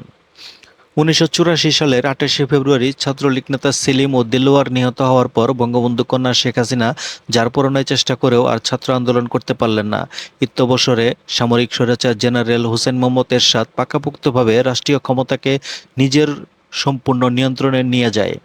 যদিও এরই মাঝে নীরবে নিঃশব্দে বেগম খালেদা জিয়ার নেতৃত্বে বিএনপি উল্লেখযোগ্য একক রাজনৈতিক শক্তিতে প্রতিষ্ঠিত হলো। এরশাদ তার ক্ষমতাকে নিরঙ্কুশ করেই 1986-তে সংসদ নির্বাচনের ঘোষণা ও প্রস্তাব দেন। এরশাদের প্রস্তাবিত সংসদ নির্বাচনে অংশগ্রহণ করা না করার বিষয় নিয়ে দেশের রাজনৈতিক মহল ও নেতাদের মধ্যে ব্যাপক আলাপ আলোচনা শুরু হলে বেগম খালেদা জিয়া এবং তার দল বিএনপির পক্ষ থেকে এরশাদের নির্বাচনী ফাঁদে পা না দিয়ে এরশাদ হটাও আন্দোলন করার প্রস্তাব দেয়। তখন জননেত্রী বঙ্গবন্ধু কন্যা শেখ হাসিনার সাথে গুলশানের জনৈক ব্যবসায়ী এসআই চৌধুরীর গুলশানের বাসায় তৎকালীন ডিজিডি এফআই ব্রিগেডিয়ার মাহমুদুল হাসানের সাথে গোপন বৈঠক হয়। ব্রিগেডিয়ার মাহমুদুল হাসান জেনারেল এরশাদের পক্ষ থেকে ব্যক্তিগতভাবে শেখ হাসিনাকে নির্বাচনে অংশগ্রহণ করার অনুরোধ করেন এবং নির্বাচনে সকল ব্যয়ভার বহন করার প্রতিশ্রুতি দিলে শেখ হাসিনা আন্দোলনের অংশ হিসেবে নির্বাচনে অংশগ্রহণ করার পক্ষে মত দেন। এই পরিস্থিতিতে দেশের বামপন্থী রাজনৈতিক নেতৃবৃন্দ, বিশেষত কমিউনিস্ট পার্টির প্রয়াত সাধারণ সম্পাদক কমরেড ফরহাদের প্রচেষ্টায় খালেদা জিয়া এবং শেখ হাসিনার মতপার্থক্য এই কৌশলে কমিয়ে আনা হয় যে নির্বাচনে শুধুমাত্র 2 নেত্রী ছাড়া আর কেউ দাঁড়াবে না। অর্থাৎ বামপন্থী নেতৃবৃন্দ বেগম জিয়াকে এটা বোঝাতে সমর্থ হয় যে বেগম জিয়া এবং শেখ হাসিনা দুজনে 150-300 আসনের নির্বাচনে দাঁড়াবেন আর বাকি সবাই মিলে 2 নেত্রীকে 300 আসনে জিতিয়ে দেবেন। তাহলে গণতান্ত্রিকভাবে নির্বাচনের মাধ্যমে সামরিক স্বৈরাচার জেনারেল এরশাদের ক্ষমতাচ্যুত করা যাবে এবং তাতে করে রাজনৈতিক দলসমূহের মধ্যে বিভেদ এবং অনৈক্য সৃষ্টি হবে না। বেগম খালেদা জিয়া এরশাদকে ক্ষমতাচ্যুত করার প্রয়াসে 2 নেত্রী 150-150-300 আসন নির্বাচন প্রস্তাবে সায় দেন এবং শেখ হাসিনা ও খালেদা জিয়া মুখোমুখি সংক্ষিপ্ত বৈঠক করেন। কিন্তু গুলশানের ব্যবসায়ী এসআই চৌধুরীর মাধ্যমে 2 নেত্রীর এই গোপন নির্বাচনী কৌশলের কথা এরশাদের কাছে পৌঁছে যায় এবং এরশাদ রাষ্ট্রপতির অধ্যাদেশ জারি করে যে এক ব্যক্তি 5-এর অধিক বা বেশি আসনে নির্বাচনে দাঁড়াতে পারবে না। ফলে 2 নেত্রীর 150-150-300 আসনে নির্বাচনী করার কৌশল ভণ্ডুল হয়ে যায়। তখন বেগম জিয়া এরশাদের নির্বাচনী ফাঁদে পা না দিয়ে এরশাদ পতন আন্দোলনের পুরনো অবস্থানে চলে যান। এদিকে গুলশানের এসআই চৌধুরীর বাড়িতে ডিজিডি এফআই ব্রিগেডিয়ার মাহমুদুল হাসানের সাথে শেখ হাসিনার আবার বৈঠক হয় এবং সেই বৈঠকে দাবি করা হয় নির্বাচনী ব্যয় হিসেবে আগে যে পরিমাণ অর্থ ধরা হয়েছে এখন তার 3 গুণ অর্থ দিতে হবে। DGD FI brigadier Mahmudul Hasan 1 ঘন্টার সময় চেয়ে চলে যান এবং বঙ্গবন্ধু কন্যা শেখ হাসিনার ধানমন্ডি 32 নম্বরে বঙ্গবন্ধু ভবনে চলে আসেন। ঘন্টা 2 পর সন্ধ্যার দিকে ব্যবসায়ী এসআই চৌধুরী 2টি মাইক্রোবাস সঙ্গে নিয়ে 32 নম্বরে এসে হাজির। এসআই চৌধুরী আর শেখ হাসিনার মধ্যে 1-1.5 মিনিট কথা। তারপরেই হুকুম হলো তাড়াতাড়ি মাইক্রোবাস থেকে বস্তাগুলো নামিয়ে আনো। সঙ্গে সঙ্গে মাইক্রোবাস থেকে মুখ সেলাই করা মোট 9টি বস্তা নামিয়ে বঙ্গবন্ধু ভবনের নিচতলার লাইব্রেরি আর বেডরুমের মাঝে যে মাস্টার বাথরুম, সেই বাথরুমে রাখা হলো। এরপর শেখ হাসিনা আদেশ করলেন সাংবাদিক সম্মেলনের আয়োজন করতে এবং ডক্টর কামাল হোসেন সহ আওয়ামী লীগের কেন্দ্রীয় নেতাদের 32 নম্বরে বঙ্গবন্ধু ভবনে জরুরি ভিত্তিতে আসতে বলার জন্য। ডক্টর কামাল হোসেন সহ যে সকল নেতাদের টেলিফোনে পাওয়া গেল তাদের অনতিবিলম্বে বঙ্গবন্ধু ভবনে আসতে বলা হলো। বিভিন্ন পত্রিকা অফিসে টেলিফোনের মাধ্যমে ও সশরীরে গিয়ে জরুরি সংবাদ সম্মেলনের মাধ্যমে জানানো হলো সাংবাদিক সম্মেলনের বিষয়বস্তু সম্পর্কে সাংবাদিকদের কিছু জানানো সম্ভব হলো না। শুধু বলা হলো জরুরি ও খুবই গুরুত্বপূর্ণ সাংবাদিক সম্মেলন। আসলে সত্যি কথা বলতে কি, সাংবাদিক সম্মেলনের বিষয়বস্তু সম্পর্কে ডক্টর কামাল হোসেন সহ কোনো নেতা কিছু জানেন না। মূল বিষয়বস্তু সম্পর্কে জানেন মূলত চার ব্যক্তি: শেখ হাসিনা, ব্যবসায়ী SI Chowdhury, DGD FI brigadier Mahmudul Hasan এবং সামরিক আইন প্রশাসক সেনাবাহিনী প্রধান রাষ্ট্রপতি জেনারেল হুসেইন মোহাম্মদ এরশাদ। অধিক রাত হওয়া সত্ত্বেও বহু সংখ্যক সাংবাদিক এসে উপস্থিত হলো ধানমন্ডি ৩২ নম্বরে বঙ্গবন্ধু ভবনে। শেখ হাসিনা ইতিমধ্যে আওয়ামী লীগ নেতাদের এরশাদের নির্বাচনে যাওয়ার সিদ্ধান্ত জানালেন। নেতারা বললেন, নির্বাচনে যাব ঠিক আছে, কিন্তু একদিন আমরা বিষয়টি নিয়ে আলোচনা করি, তারপর সিদ্ধান্ত নেই। শেখ হাসিনা বললেন, আমাদের সময় নেই, তাড়াতাড়ি করতে হবে। খালেদা জিয়া এবং তার দল বিএনপিকে ল্যাং বেড়ে নির্বাচনে যেতে হবে, কাজে এটা নিয়ে এত আলোচনার দরকার নেই। বাইরের সাংবাদিকরা বসে আছে, এখনই নির্বাচনে যাওয়ার ঘোষণা দিতে হবে বলে সরাসরি সাংবাদিকদের মাঝে এসে উপস্থিত হলেন এবং নির্বাচনে যাওয়ার ঘোষণা দিলেন। তারপর দিন ৬ ফুট লম্বা ৩ ফুট চওড়া ৫তলা একটি স্টিলের ওয়ার্ড্রপ আনা হলো এবং যে বাথরুমে সেলাই করা বস্তাগুলো আছে সেখানে রাখা হলো। তারপর একে একে বস্তা খোলা হলো আর বস্তার ভিতর থেকে ৫০০ টাকার নতুন বান্ডিলগুলো ওই স্টিলের ওয়ার্ড্রপে সাজিয়ে রাখা হলো। সব টাকা ওয়ার্ড্রোপে না ধরায় বাকি টাকা অন্যত্র সরিয়ে ফেলা হলো। শুরু হলো ১৯৮৬ সালের সংসদ নির্বাচনী প্রক্রিয়া। দেশ দুই ভাগে বিভক্ত হলো। এক ভাগ শেখ হাসিনার নেতৃত্বে জেনারেল এরশাদের পাতানো নির্বাচনে জড়িয়ে পড়ল, আরেক ভাগ বেগম খালেদা জিয়ার আহ্বানে এরশাদ পতন ও পাতানো নির্বাচন বর্জন এবং ঠেকানোর চেষ্টায় রত হলো। শেখ হাসিনা সর্বশক্তি দিয়ে আওয়ামী লীগ কর্মীদের নির্বাচনে ঝাঁপিয়ে পড়ার জোরদার আহ্বান জানালেন। তিনি বললেন, এই নির্বাচনের মাধ্যমে আওয়ামী লীগকে পুনরায় ক্ষমতায় আসতে হবে এবং সামরিক শাসক এরশাদকে বিদায় করতে হবে। শেখ হাসিনার আহ্বানে জনগণ এগিয়ে না এলেও আওয়ামী লীগের কর্মী ও সমর্থকরা স্বতঃস্ফূর্তভাবে এগিয়ে এলো। আওয়ামী লীগের কর্মী ও সমর্থকরা সারা দেশে একটা নির্বাচনী পরিবেশ সৃষ্টি করে তুলল। ওই সময় ফিলিপাইনের সামরিক একনায়ক জেনারেল মার্কোসের বিরুদ্ধে নিহত জননেতা মিস্টার একুইনোর বিধবা স্ত্রী মিসেস কুরাইজন একুইনা প্রেসিডেন্ট পদে নির্বাচনে প্রতিদ্বন্দ্বিতা করছে। সারা বিশ্ব ফিলিপাইনের দিকে তাকিয়ে আছে। ঠিক এমনই মুহূর্তে বাংলাদেশের সামরিক শাসকের বিরুদ্ধে গণতান্ত্রিক নির্বাচন ফিলিপাইনের মতোই প্রায় দৃষ্টি আকর্ষণ করে আছে। শেরেবাংলা নগরে মানিক মিয়া এভিনিউতে আওয়ামী লীগের শেষ নির্বাচনী বিশাল জনসভা। এর মাত্র দুদিন আগে ফিলিপাইনের নির্বাচন হয়ে গিয়েছে। সামরিক একনায়ক জেনারেল মার্কোস নির্বাচনের ফলাফল পাল্টে দিয়ে নিজেকে বিজয়ী ঘোষণা করেছে। অপরদিকে মিসেস কোরাজন একুইনো ওই ফলাফল প্রত্যাখ্যান করে নিজেকে বিজয়ী ঘোষণা করেছেন। মিসেস কোরাজন একুইনোর পক্ষে ফিলিপাইনের জনগণ রাস্তায় নেমেছে, আর সেই জনগণকে দমিয়ে দেওয়ার জন্য একনায়ক মার্কোসের পক্ষে সেনাবাহিনীর ট্যাঙ্ক নিয়ে রাস্তায় বেরিয়ে এসেছে। একদিকে জনগণের বিক্ষোভ, অপরদিকে সামরিক বাহিনীর ট্যাঙ্ক। ফিলিপাইনের অবস্থা গত দুদিন থেকে খুবই উত্তপ্ত। জনগণও বিক্ষোভে সামিল হওয়ার জন্য জেনারেল মার্কোসের কারফিউ ভেঙে রাস্তায় বেরিয়ে এসেছে, আর সেই জনগণের দিকে তাক করে ট্যাঙ্ক নিয়ে ধেয়ে আসছে সেনাবাহিনী। ফিলিপাইনের দিকে সারা পৃথিবীর দৃষ্টি যতখানি গভীর, বাংলাদেশের জনগণের দৃষ্টি তার চাইতে আরো অনেক বেশি গভীর। ফিলিপাইনের মতো বাংলাদেশেও প্রায় একই ঘটনা, একই অবস্থা। জনগণ বনাম সামরিক বাহিনী, নির্বাচিত জনপ্রতিনিধিদের বনাম সামরিক একনায়ক। বাংলাদেশের জনগণ সজাগ ও তীক্ষ্ণ দৃষ্টি রেখেছে ফিলিপাইনের শেষ পরিণতির দিকে। ফিলিপাইনের উত্তাপ বাংলাদেশের জনগণের অনুভূতি লাগছে। এমনই মুহূর্তে শেখ হাসিনার আওয়ামী লীগের শেষ নির্বাচনী বিশাল জনসভা চলছে। হঠাৎ মঞ্চের নেতার বক্তৃতা বন্ধ করে মাইকে ঘোষণা করা হলো, ফিলিপাইনের একনায়ক জেনারেল মার্কোস দেশ থেকে পালিয়েছে। ঘোষণার সঙ্গে সঙ্গে বিদ্যুৎ গতিতে জনতা উল্লাসে ফেটে উঠল। মনে হলো যেন বাংলাদেশ থেকে জেনারেল এরশাদ পালিয়ে গেছে এবং শেখ হাসিনা ক্ষমতায় এসেছেন। মঞ্চের নেতারা একে অপরকে বুকে জড়িয়ে ধরে কুলাকুলি করলেন। এজন্য পথের দিশা পাওয়া গেল। বাংলাদেশে একই ঘটনার পুনরাবৃত্তি ঘটতে যাচ্ছে। দুদিন পর বাংলাদেশের নির্বাচন হলো। জেনারেল এরশাদ জেনারেল মার্কোসের ন্যায় মিডিয়া কু করে ফলাফল পাল্টিয়ে দিয়ে নিজের দল জাতীয় পার্টিকে বিজয়ী ঘোষণা করলো। অপরদিকে শেখ হাসিনা ওই ফলাফল প্রত্যাখ্যান করে ফিলিপাইনের মিসেস কোরাজন একুইনের মতো নিজেকে বিজয়ী ঘোষণা করলেন। জেনারেল এরশাদ পার্লামেন্ট অধিবেশন ডাকলো, শেখ হাসিনা পাল্টা পার্লামেন্ট অধিবেশন ডাকলেন। জেনারেল এরশাদের পার্লামেন্ট অধিবেশন শুরু হলো পার্লামেন্ট হাউসে, শেখ হাসিনা পার্লামেন্ট অধিবেশন শুরু হলো পার্লামেন্টের সিঁড়িতে। এভাবে কয়েকদিন চলতে লাগলো। একদিন সন্ধ্যার পর গুলশানের ব্যবসায়ী এসআই চৌধুরী ধানমন্ডি ৩২ নম্বরে বঙ্গবন্ধু ভবনে ৩টি মাইক্রোবাস নিয়ে এলেন।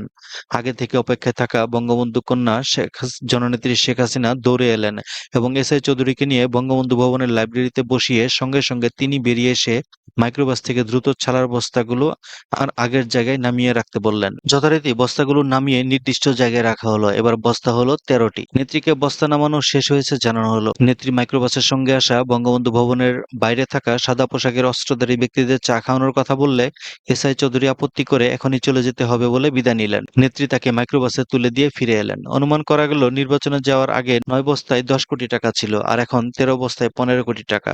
বাংলাদেশের জনগণের আশা আকাঙ্ক্ষা ছিল জননেত্রী শেখ হাসিনা ফিলিপাইনের মিসেস কোরাজন অ্যাকুইনের মতো আপোষহীন থাকবেন, জনগণকে রাস্তায় বেরিয়ে আসার আহ্বান জানাবেন। জনগণ রাস্তায় বেরিয়ে আসবে, সামরিক একনায়ক এরশাদের বিরুদ্ধে আন্দোলন করবে। এরশাদ জনগণের বিপক্ষে সেনাবাহিনী এবং ট্যাঙ্ক নামাবে। জনতার প্রতিরোধের মুখে সেনাবাহিনী এবং ট্যাঙ্ক অকার্যকর হবে। সামরিক স্বৈরাচার এরশাদ দেশ থেকে পালিয়ে যাবে। কিন্তু না, বঙ্গবন্ধু কন্যা জননেত্রী শেখ হাসিনা জনতার সমস্ত আশা আকাঙ্ক্ষা জলাঞ্জলি দিয়ে নীরবে নিঃশব্দে চুপিসারে স্বৈরাচারী জেনারেল এরশাদের পার্লামেন্টে যোগ দিলেন এবং এরশাদের পার্লামেন্টের বিরোধী দলের নেত্রী হলেন। দেশ থেকে সামরিক শাসন এবং সমন্বয়ক স্বৈরাচারী এরশাদ তো গেলেনই না, বরং ৮৬ এর নির্বাচনে পাতানো খেলায় সামরিক একনায়ক জেনারেল এরশাদ পূর্বের চাইতে আরো শক্তিশালী রূপে জগদ্দল পাথরের ন্যায় জনগণের ঘাড়ে চেপে বসলো। আন্দোলন আন্দোলন খেলা। স্বৈরাচারী জেনারেল এরশাদের সঙ্গে বঙ্গবন্ধু কন্যা জননেত্রী শেখ হাসিনাকে রেখে বেগম খালেদা জিয়া একক আন্দোলন করলে কাঙ্ক্ষিত ফল আসবে না ভেবে মোটরসাইকেল আরোহী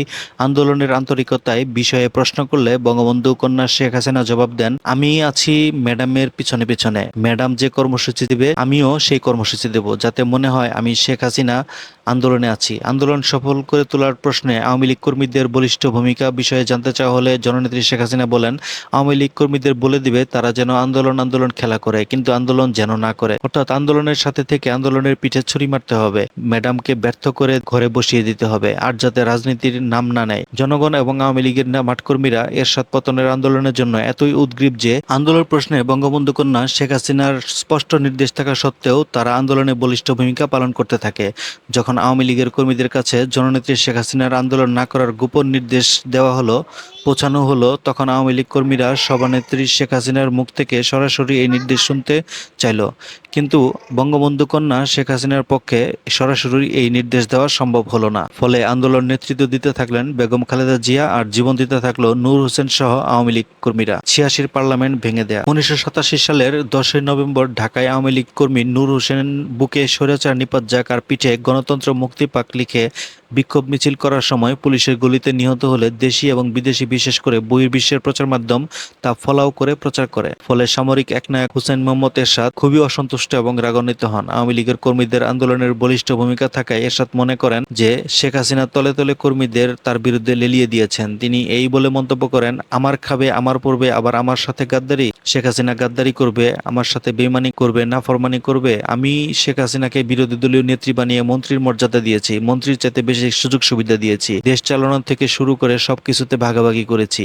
আর তলে তলে আমার সাথে গাদ্দারি নাফরমানি, আমি আর শেখ হাসিনাকে কোনো ভাগ দেব না, বিরোধী দলের নেত্রীও রাখবো না। জননেত্রী বঙ্গবন্ধু কন্যা বিরোধী দলীয় নেত্রী শেখ হাসিনা ব্যবসায়ী এসআই চৌধুরী এবং ডিজিএফআই মাহমুদুল হাসানের মাধ্যমে এরশাদকে আন্দোলনে তার অনাগ্রহ, অনিচ্ছা এবং আন্দোলনের নামে আন্দোলনের সাথে সম্পৃক্ত থেকে পিছন থেকে ছুরি মেরে আন্দোলনকে বন্ডুল করে দেওয়ার বিষয়টা অনেক বোঝানোর চেষ্টা করেছেন, কিন্তু এরশাদ নাছোড়বান্দা। তার এক কথা, আন্দোলনের নামে পিছন থেকে আন্দোলনকে ছুরি মারতে হবে না, আন্দোলনের বিরুদ্ধে আমাকে প্রকাশ্যে সরাসরি সমর্থন দিতে হবে, নইলে আমি পার্লামেন্টও রাখবো না, শেখ হাসিনাকে বিরোধী দলীয় নেত্রী রাখবো না। বিরোধী দলীয় নেত্রী থাকতে হলে এবং মন্ত্রীর মর্যাদায় অন্যান্য সকল সুবিধা পেতে হলে আমাকে কোনো প্রকার রাগডাক না করে ঢালাওভাবে সমর্থন করতে হবে। শেখ হাসিনা কৌশলগত কারণে প্রকাশ্যে সরাসরি ঢালাওভাবে জেনারেল এরশাদকে সমর্থন করতে অক্ষমতা প্রকাশ করলে অবশেষে এরশাদ ১৯৮৮ সালে মাত্র ২ বছর আগে গড়া তার নীলনকশার পার্লামেন্ট ভেঙে দেয় এবং নতুন করে দ্বিতীয়বার তার নীলনকশা পার্লামেন্ট নির্বাচন দিয়ে জাসদের আসম রব বর্তমানে শেখ হাসিনার মন্ত্রীকে পার্লামেন্টে বিরোধী দলের নেতা বানান। এরশাদ পতন ও তত্ত্বাবধায়ক সরকার। জনতা স্বৈরাচারী এরশাদ বিরোধী আন্দোলনে সর্বোচ্চ ত্যাগ স্বীকার প্রস্তুত হয় এবং খালেদা জিয়া ভেতরে ভেতরে জনতার মাঝে আপসীর নেত্রী হিসেবে প্রতিষ্ঠিত হন। অবস্থা বেগতিক দেখে শেখ হাসিনার বেগম খালেদা জিয়ার আন্দোলনের সাথে পুরোপুরি সম্পৃক্ত হওয়া ছাড়া কোনো গত্যন্তর থাকে না। আগে থেকেই আওয়ামী লীগের মাঠকর্মীরা এরশাদ হটাও আন্দোলনে তাদের বলিষ্ঠ ভূমিকা বজায় রেখেছে। এখন শেখ হাসিনা বাধ্য হয়ে আন্দোলনে আসায় আন্দোলন আরো বেগবান হয়েছে। জননেত্রী শেখ হাসিনা এবং দেশনেত্রী খালেদা জিয়া এই দুই নেত্রীর আন্দোলন প্রসঙ্গে বৈঠক হলো। আন্দোলন আরো তুঙ্গে উঠল। দুর্বার গণ আন্দোলন চলতে থাকলো। স্বৈরাচার সামরিক একনায়ক এরশাদ কারফিউ জারি করলো, সেনাবাহিনীকে জনগণের বিপক্ষে রাস্তায় নামালো। কিন্তু জনগণ দমানো গেল না। জনগণ ইস্পাত দৃঢ় ঐক্য গড়ে জেনারেল এরশাদের কারফিউ ভাঙলো। সেনাবাহিনীর সাথে সংঘর্ষ শুরু হলো। সারা দেশে স্ফুলিঙ্গের মতো আন্দোলনে আগুন ছড়িয়ে পড়ল। ছাত্র, যুবক আর জনতার আন্দোলনের মুখে বিশ্ববেহায়া স্বৈরাচারী এরশাদের সকল কূটনৈতিক শক্তি পরাস্ত হতে থাকলো। জেনারেল এরশাদ ছাত্রনেতাদের ক্রয় করার জন্য শত কোটি টাকা খরচ করলো এবং জেলখানা থেকে দাগী অপরাধীদের ছাড়িয়ে এনে কোটি কোটি টাকার অস্ত্র দিয়ে আন্দোলন দমানোর ব্যবস্থা করলো। এই দাগী অপরাধীরাই 1990 সালের 27শে নভেম্বর ঢাকা বিশ্ববিদ্যালয়ের লাইব্রেরির পূর্ব দক্ষিণ কোণায় দূর থেকে গুলি করে ডক্টর মিলনকে হত্যা করলো। ডক্টর মিলন নিহত হওয়ার সঙ্গে সঙ্গে ছাত্র আন্দোলন দাবানলের রূপ নিল। আন্দোলন নতুন মোড় নিল, ঠিক যেমন 1969-এর আসাদ হত্যার পর হয়েছিল। অনির্দিষ্টকালের হরতাল ও কারফিউতে দেশের সমস্ত কিছু অচল। সবকিছু চলছিল শুধু পিকেটিং, মিছিল, টিয়ার গ্যাস আর গুলি। এরশাদ পতন, সেনাবাহিনীর ভূমিকা। সেনাবাহিনীর উচ্চপদস্থ অফিসারগণ সেনাবাহিনীর প্রধান লেফটেন্যান্ট জেনারেল নুরুদ্দিন খানকে সেনাবাহিনীর উচ্চপদস্থ অফিসারদের একটি গোপন বৈঠক করতে বাধ্য করল এবং সেই বৈঠকে প্রেসিডেন্ট জেনারেল এরশাদকে আর সমর্থন না করার সিদ্ধান্ত হয়। সেনাবাহিনী প্রধান লেফটেন্যান্ট জেনারেল নুরুদ্দিন খানকে বৈঠকের এই সিদ্ধান্ত প্রেসিডেন্ট এরশাদকে জানিয়ে দেওয়ার দায়িত্ব দিলে তিনি এই দায়িত্ব পালনে অপারগতা প্রকাশ করলে নবম ডিভিশনের জিওসি জেনারেল আব্দুস সালাম, বর্তমান আওয়ামী লীগের এমপি, রেড ক্রিসেন্ট সোসাইটির চেয়ারম্যান, বৈঠকের এই সিদ্ধান্ত প্রেসিডেন্ট এরশাদকে জানিয়ে দেওয়ার দায়িত্ব নেন এবং বৈঠক থেকে সোজা ঢাকা সেনা ভবনে গিয়ে প্রেসিডেন্ট এরশাদকে সেনাবাহিনীর উচ্চপদস্থ অফিসারদের বৈঠকে তাকে আর সমর্থন না করার সিদ্ধান্তের কথা স্পষ্ট জানিয়ে দেন। তখন স্বৈরাচারী হুসেন মোহাম্মদ এরশাদ সম্পূর্ণ হতবিহ্বল হয়ে পড়ে এবং তারপরই পদত্যাগ করার সিদ্ধান্ত নেয়। এই পদত্যাগের সিদ্ধান্ত কার্যকরী করার জন্য প্রথম উপরাষ্ট্রপতি মওদুদ আহমেদ পদত্যাগ করেন এবং সুপ্রিম কোর্টের প্রধান বিচারপতি শাহাবুদ্দিন আহমেদ উপরাষ্ট্রপতি হন। তারপর রাষ্ট্রপতি জেনারেল এরশাদ উপরাষ্ট্রপতি বিচারপতি শাহাবুদ্দিন আহমেদের কাছে পদত্যাগ করলে উপরাষ্ট্রপতি শাহাবুদ্দিন আহমেদ অস্থায়ী রাষ্ট্রপতি হন এবং তার নেতৃত্বে তত্ত্বাবধায়ক সরকার গঠন করে 1991 সালে 27শে ফেব্রুয়ারি জাতীয় সংসদে নির্বাচন দেন। বাংলাদেশের ইতিহাসে এই প্রথম দেশের সবকটি রাজনৈতিক দল স্বাধীন, মুক্ত এবং স্বেচ্ছায় স্বতঃস্ফূর্তভাবে রাষ্ট্রপতি বিচারপতি শাহাবুদ্দিন আহমেদের নেতৃত্বে গঠিত তত্ত্বাবধায়ক সরকারের অধীনে জাতীয় সংসদ নির্বাচনে অংশগ্রহণ করে। নির্বাচনী প্রক্রিয়া দ্রুত এবং জোরদারভাবে এগিয়ে চলছে। নির্বাচনে অংশগ্রহণকারী সকল দল প্রার্থী মনোনয়ন চূড়ান্ত করেছে। দেশের জনগণও এই প্রথম মুক্ত, স্বাধীন এবং নিরপেক্ষভাবে আমার ভোট আমি দেব, যাকে খুশি তাকে দেওয়ার দৃঢ় মনোভাব নিয়ে আগামী 27শে ফেব্রুয়ারি 1991 সালে ভোট দেওয়ার স্বতঃস্ফূর্ত সিদ্ধান্ত নেয়। সারা দেশে চলে ব্যাপক নির্বাচনী প্রচারাভিযান। পোস্টার আর দেয়াল লিখনে ভরে গেছে সমস্ত জায়গা। দিবারাত্রি চলছে মিছিল, মিটিং। আওয়ামী লীগ এবং বিএনপি মূলত এই দুটি দলের মধ্যে তীব্র নির্বাচনী প্রতিদ্বন্দ্বিতা হবে। বিএনপি ও আওয়ামী লীগ এই দুটি দলের কোথায় কে জেতে কে হারে বলা কঠিন। এরই মধ্যে এক সাংবাদিক সম্মেলনে জননেত্রী বঙ্গবন্ধু কন্যা আওয়ামী লীগ সভানেত্রী শেখ হাসিনা বলেন, বিএনপি 10টির বেশি সিট পাবে না, অর্থাৎ বিএনপি 300 আসনের মধ্যে 10টি আসনে বিজয়ী হবে এবং 290 আসনে পরাজিত হবে। স্কুল, কলেজ, অফিস, আদালত, ঘরে বাইরে, মাঠে ঘাটে সর্বত্র নির্বাচনী আলোচনা আর প্রচারণা। এক কথায় নির্বাচনী প্রচারণা এখন তুঙ্গে। আজ 10শে ফেব্রুয়ারি ধানমন্ডি বঙ্গবন্ধু ভবনের একটি কক্ষে রুদ্ধদ্বার বৈঠক বসলো। সামনের 27শে ফেব্রুয়ারি নির্বাচন। এই নির্বাচন উপলক্ষে আজকের বৈঠক। এই বৈঠকের আলোচনায় মোটরসাইকেল আরোহী যুক্তি দিয়ে বুঝিয়ে বলল, আওয়ামী লীগ ক্ষমতায় যাবে না। আগামী 27শে ফেব্রুয়ারি নির্বাচনে আওয়ামী লীগ পরাজিত হবে এবং জননেত্রী বঙ্গবন্ধু কন্যা শেখ হাসিনা ঢাকার 2টি আসনে পরাজিত হবেন। বৈঠকে উপস্থিত রবিউল আলম চৌধুরী, বর্তমানে প্রধানমন্ত্রী শেখ হাসিনার পিএস মুক্তাদির চৌধুরী, ক্ষিপ্ত হয়ে বললেন, মিয়া, আওয়ামী লীগ ক্ষমতায় যাবে না মানে কি? আওয়ামী লীগ তো ক্ষমতায় যেই আছে। ওই যে পাশের ঘরে বসে আছে হোম সেক্রেটারি, সংস্থাপন সচিব, পররাষ্ট্র সচিব, অন্য পাশের ঘরে বসে আছে পুলিশের আইজি। একটু আগে এসেছিল সেনাবাহিনীর প্রধান জেনারেল নুরুদ্দিন খান, তারপরও বলেন আওয়ামী লীগ ক্ষমতায় যাবে না, শেখ হাসিনা প্রধানমন্ত্রী হবে না। মোটরসাইকেল আরোহী বলে, সেক্রেটারি যতই বসে থাকুক, পুলিশ প্রধান, সেনাপ্রধান যতই সালাম দিয়ে যাক, 27শে ফেব্রুয়ারি নির্বাচনে জিতে আওয়ামী লীগের ক্ষমতায় যাওয়ার সম্ভাবনা খুবই কম।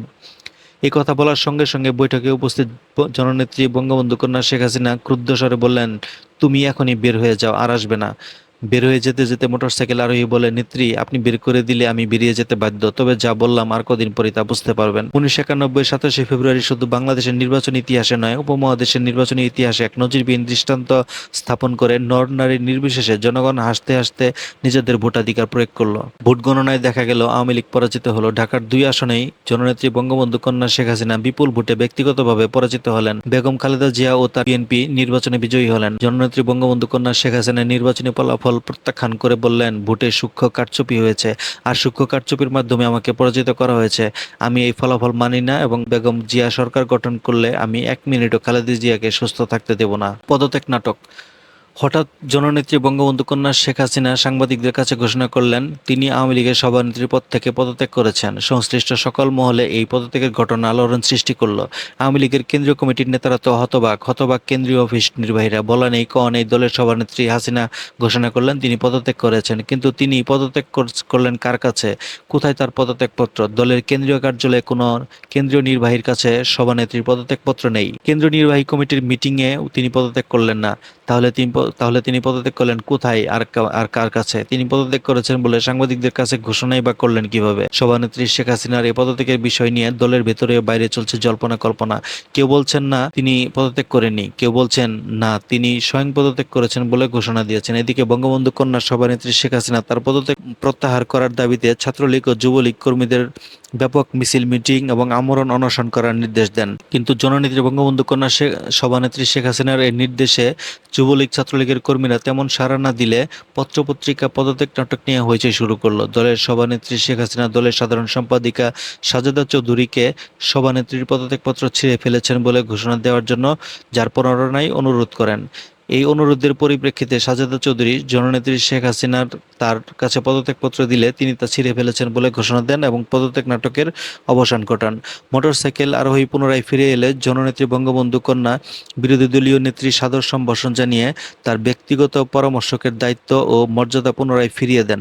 মোটরসাইকেল আরোহী জননেত্রী বঙ্গবন্ধু কন্যা বিরোধী দলীয় নেত্রী শেখ হাসিনাকে সদ্য সমাপ্ত নির্বাচন সম্পর্কে এবং নতুন সরকার সম্পর্কে আর কোনো কঠোর উক্তি না করে ধৈর্য ধরে অপেক্ষা করার পরামর্শ দেন। টাকার বিনিময়ে রাষ্ট্রপতি প্রার্থী।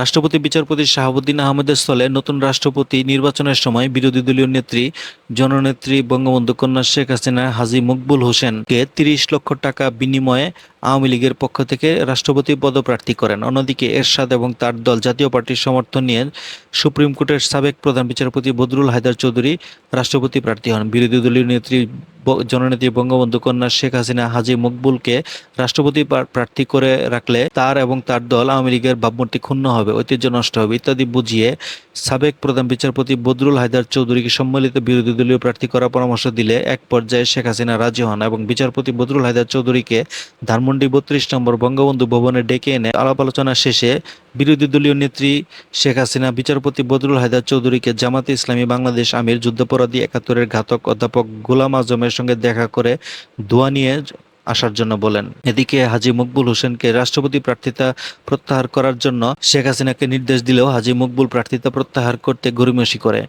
এক পর্যায়ে হাজী মকবুল হোসেন শেখ হাসিনার দেওয়া তার ৩০ লক্ষ টাকা ফেরত না পেলে রাষ্ট্রপতি প্রার্থিতা প্রত্যাহার করতে অস্বীকৃতি জানায়। তখন শেখ হাসিনা ধানমন্ডি ৩২ নম্বরে বঙ্গবন্ধু ভবনে লোক দিয়ে হাজী মকবুল হোসেনকে ডেকে এনে প্রথমে ধমকে জিজ্ঞেস করেন তার মতো লোকের পক্ষে আওয়ামী লীগের রাষ্ট্রপতি প্রার্থী হওয়া সাজে কিনা। তারপর তিনি বলেন, আমি আপনার মতো লোককে আওয়ামী লীগের রাষ্ট্রপতি প্রার্থী করে বিরল সম্মান ও মর্যাদায় অধিকার করেছি। এটা কি আপনার জন্য যথেষ্ট নয়? তাছাড়া নির্বাচনে তো জিতবেন না, রাষ্ট্রপতি তো হতেই পারবেন না, এখন সম্মানের সাথে চুপচাপ বসে পড়েন। হাজী মকবুল আমতা আমতা করতে থাকলো। শেখ হাসিনা বললেন, আপনি যা করেছেন, যা দিয়েছেন, ভবিষ্যতে আমি তা মনে রাখবো এবং পুষিয়ে দেব।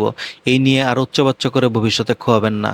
নিঃশব্দে পদত্যাগ করে আমার প্রতি আনুগত্য দেখান। অতঃপর আওয়ামী লীগের রাষ্ট্রপতি প্রার্থী মকবুল হোসেন ভবিষ্যতের আশায় প্রার্থিতা প্রত্যাহার করে শেখ হাসিনার প্রতি আনুগত্য প্রকাশ করেন। সুপ্রিয় দর্শক, এর পরবর্তী অডিও বুকে আমরা পরবর্তী অংশ পড়ে শোনাবো। সেটুকু শোনার আমন্ত্রণ জানিয়ে আজকের অডিও বুক শেষ করছি। ধন্যবাদ সবাইকে।